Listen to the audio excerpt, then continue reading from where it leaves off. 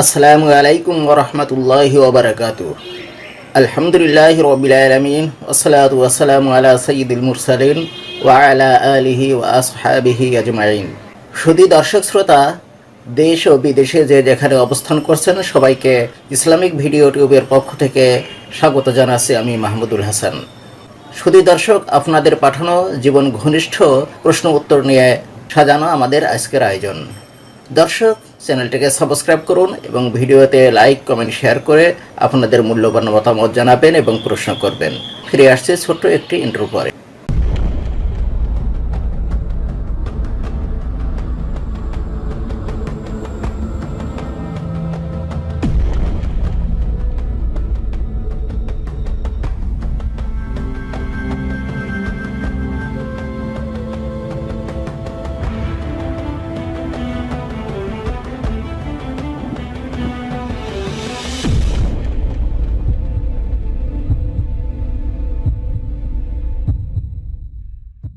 প্রথম প্রশ্নটি করেছেন নাসির মাহমুদ ভাই। তিনি প্রশ্ন করেছেন, কাজী এবং একজন সাক্ষী দিয়ে কি বিয়ে সহিহ হবে? ভাই, আপনার উত্তরে বলছি, কাজী যদি একজন সাক্ষী হন তাহলে তো অন্যজন সহ দুইজন সাক্ষী হয়ে গেল, অতএব বিবাহ সহিহ হবে। সাক্ষী কমপক্ষে দুইজন হতে হয়, প্রয়োজনে তাদের নাম ঠিকানা লিখতে হয়। মূলত শরীয়তে সাক্ষী থাকাটাই জরুরি। এই সাক্ষী বিয়ে বা বিয়ের মজলিসের সব লোকই হতে পারে। যেখানে বিয়ে পড়ানো হয় সেখানকার সব মানুষই যখন সাক্ষী হয় তখন আলাদা সাক্ষীর নাম, দস্তখত, ঠিকানা লেখার প্রয়োজন হয় না। এটি শুধু আইনের প্রয়োজনে লিখে রাখা হয়। কমপক্ষে দুজন সাক্ষী হলেই বিয়ে সহিহ হয়ে যায়, অন্যথায় হবে না। প্রশ্নে কাজী সাহেবকেও একজন সাক্ষী হিসাবে গণনা করা হয়। দ্বিতীয় প্রশ্নটি করেছেন আসলাম মিয়া। তিনি বলেছেন, বিয়ে বাড়িতে বউকে সাজিয়ে স্টেজে সবার সামনে বসিয়ে রাখা হয়, তাতে সবারই পর্দার খেলাপ হয়। শরীয়ত এটাকে কিভাবে দেখে? ভাই, আপনার উত্তরে বলছি, প্রচলিত এই কাজটি শরীয়ত সম্মত নয়। যদি কেবল নারী মহলে এমন স্টেজ বানিয়ে কনেকে বসিয়ে রাখা হয় তাহলে তাতে কোনো দোষ নেই, কিন্তু বর্তমানে সবার জন্য উন্মুক্ত থাকে এই জায়গাটি। পর্দার খেলাপ করে নারী পুরুষ সেখানে যাতায়াত করে এবং কনেকে দেখে। যারা দেখতে পারে না তারাও কনেকে দেখে। এখানে জায়েজ না জায়েজ বিচার না করে লোক সমাগম হয়, ফটো সেশন চলে। সুতরাং শরীয়ত এটাকে সমর্থন করে না। দিনদার লোকেরা তো এগুলো করতে পারে না, যারা করেন তাদের সংশোধনের প্রয়োজন রয়েছে। এর পরের প্রশ্ন করেছেন ইমতিয়াজ হোসেন ভাই। তিনি বলেছেন, আকদের তারিখ, বিয়ের তারিখ ঠিক হয়ে যায়, সেই মতে কমিউনিটি সেন্টার বুকিং সহ বিয়ের আরও যাবতীয় প্রস্তুতি সম্পূর্ণ হয়ে যায়, কিন্তু হঠাৎ আকদের একদিন আগেই কনের পিরিয়ড শুরু হয়। এখন কথা হলো, সেই সময় আক্ত করলে শরিয়া সম্মত হবে কিনা? ভাই, আপনার প্রশ্নের উত্তরে বলছি, বিয়ের আক্ত কনের পবিত্র অবস্থায় হতে হবে এমন কোনো শর্ত শরীয়তে নেই। সুতরাং পিরিয়ডের মধ্যেও বিয়ের আক্ত হতে পারে, কিন্তু পবিত্র না হওয়া পর্যন্ত দৈহিক স্বামী সঙ্গম জায়েজ হবে না।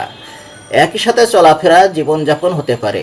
যেহেতু নতুন বর কনে পরস্পরের প্রতি বেশি আগ্রহী থাকে এবং নিষিদ্ধ সময়ে স্বামী সঙ্গমের মতো গুনাহের কাজ সংঘটিত হওয়ার আশঙ্কা থাকে, তাই মুরব্বীরা পবিত্র অবস্থায় বিয়ের তারিখ ফেলে থাকেন। যেমনটি আমাদের দেশে রমজানের ইমিডিয়েট আগে বিয়ে শাদী না করানোর সময় এই যুক্তিকে দেখানো হয়। কারণ নতুন বর কনে অসাবধানতাবশত রোজা ভেঙে ফেলতে পারে, যার ক্ষতিপূরণ খুবই কঠিন। একাধারে 60টি রোজা পালন করা, যা অত্যন্ত কষ্টসাধ্য। মূলত রমজানকে সামনে রেখে বা রমজান মাসেও বিয়ে কিন্তু নিষিদ্ধ নয়। তেমনিভাবে আপনার বর্ণনা মতে ঘটনাক্রমে কনের পিরিয়ড শুরু হয়ে গেলে আঁকতে কোনো সমস্যা হবে না। এ সময় বিয়ে যেমন শুদ্ধ হয়, কনেকে ঘরে তুলে নেওয়া, চলাফেরা, জীবনযাপন সবই জায়েজ আছে। কেবল দৈহিক সম্পর্কটি পবিত্রতা অর্জন না করা পর্যন্ত জায়েজ হবে না। এবারের প্রশ্নটি করেছেন আবিদ তালুকদার ভাই। আপনি লিখেছেন, আমার স্ত্রীকে নির্দেশ দিয়েছি খালে এবং পুকুরে গোসল না করতে, কিন্তু সে আমার নির্দেশ মানছে না। শরীয়তে রয়েছে স্ত্রী অবাধ্য হলে তাকে তালাক দেওয়া যায়। এ অবস্থায় আমার স্ত্রীকে তালাক দেওয়া যাবে কিনা জানতে চাই। ভাই আবিদ তালুকদার, আপনার স্ত্রী আপনার কথার গুরুত্ব ও যৌক্তিকতা বুঝতে পারলে অবশ্যই তা পালন করবেন। আপনি তাকে সুন্দর করে বুঝিয়ে বলুন। স্ত্রীর যে ধরনের অবাধ্যতা বা সমস্যার ক্ষেত্রে তাকে তালাক দেওয়ার নিয়ম শরীয়তে রয়েছে, আপনার সমস্যাটি এর ধারের কাছেও নেই। আপনি এমন একটি বিষয়ে তালাকের কথা ভাবলে খুবই অন্যায় হবে। আপনার জানা উচিত, আল্লাহর নিকট দুনিয়ার সর্বাপেক্ষা ঘৃণিত বৈধ কাজ হলো তালাক। তালাক প্রদানের শরীয়তসম্মত নীতি রয়েছে, তা অনুসরণ না করে তালাক দিলে ঘর ভেঙে যায় ঠিকই, কিন্তু এতে করে আল্লাহ তাআলার গজবে নিপতিত হতে হয়। তালাক নিয়ে ভাবনা চিন্তার আগে এর স্বরূপ, গুরুত্ব, তাৎপর্য এবং বিধিমালা সম্পর্কে কোনো বিজ্ঞ আলমের নিকট থেকে ভালোভাবে জেনে নিন। মোহাম্মদ মুখতার আক্তার ভাই প্রশ্ন করেছেন, মহিলাদের কণ্ঠের পর্দার হুকুম কি? মহিলা শিল্পীদের কিরাত, তেলাওয়াত, ইসলামী সঙ্গীত, অডিও পাওয়া যায়। মহিলাদের ওয়াজও পাওয়া যায়। ওয়াজ করা শরীয় দৃষ্টিতে বৈধ কিনা জানতে চায়। যদি অবৈধ হয় তাহলে এগুলো শ্রবণকারী ইমামের পিছনে ইক্তেদা করা জায়েজ হবে কিনা? ভাই, আপনার প্রশ্নের উত্তরে বলছি, মহিলাদের কণ্ঠের পর্দা আছে। বিশেষ প্রয়োজনে পরপুরুষের সাথে কথা বলার পদ্ধতি এ কারণে আল্লাহ তাআলা পবিত্র কোরআনে শিক্ষা দিয়েছেন। যেখানে বলা হয়েছে প্রয়োজনে যদি কথা বলো তাহলে অনাকর্ষণীয় ভাষায় কাটা কাটা কথা বলবে। নরম ও ললিত ভাষায় কথা বলতে আল্লাহ পাক নিষেধ করেছেন। এতে যেসব পুরুষের মনের রোগ রয়েছে তারাও অকারণে ফিতনায় পতিত হতে পারে, যার দায় আকর্ষণকারিণী নারীকেও নিতে হবে। সুতরাং নারীর কণ্ঠ এরকম পর্দার আওতায় চলে এসেছে। নারীরা নারী মহলে আলোচনা ও ওয়াজ করতে পারে, কিন্তু পুরুষ মহলে পর্দার আড়াল থেকেও তারা কেরাত, হামনাদ বা ওয়াজ কোনোভাবেই করতে পারে না। অল্প বয়সী বালিকারা যারা এখনও প্রকৃতপক্ষে শিশু রয়েছে তারা এসব পরিবেশন করতে পারে, যাদের উপর পর্দা এখনও ফরজ হয়নি। নারীদের কেরাত, নাদ বা ওয়াজের রেকর্ড পরিচ্ছন্ন অন্তরের বয়সী, ব্যক্তিত্ববান ও দায়িত্বশীল পুরুষের জন্য ফিতনা থেকে মুক্ত নয়। সেখানে তরুণ, যুবক সহ সব পুরুষের জন্য কিভাবে নিরাপদ হতে পারে? এর মধ্যে থেকে দিলের খায়সাত পূরণের নিয়ত না থাকলেও অনিচ্ছাকৃত ভালো লাগাটুকু যে একসময় গুনাহের পর্যায়ে চলে যাবে না তার নিশ্চয়তা কি? সুতরাং এটি নাজায়েজ বিষয়ের মতো এড়িয়ে চলতে হবে।